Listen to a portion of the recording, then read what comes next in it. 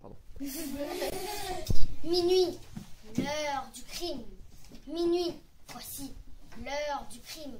Sortant d'une chambre voisine, un homme surgit dans le noir.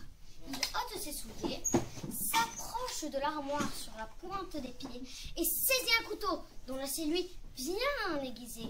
Puis masquant ses yeux de fouine avec un pan de son manteau, il pénètre dans la cuisine et d'un seul coup, comme un bourreau, avant que ne crie la victime, ouvre le cœur d'un artichaut.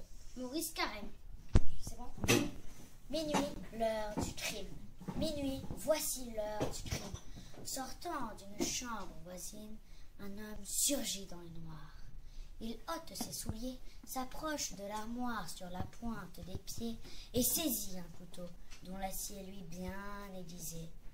Puis masquant ses yeux de fouine avec un pan de son manteau, il pénètre dans la cuisine et d'un seul coup, comme un bourreau, avant que ne crie la victime, ouvre le cœur d'un artichaut. Maurice Carême. Minuit, l'heure du crime. Minuit, voici l'heure du crime. Sortant du chambre voisine, un homme surgit dans le noir.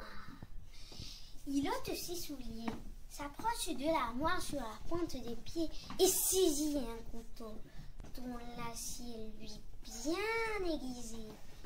Puis masquant ses yeux de fouine avec un pan de son manteau, il pénètre dans la cuisine et d'un seul coup, comme un bourreau, avant que ne crie la victime, ouvre le cœur d'un artichaut. Maurice Carême.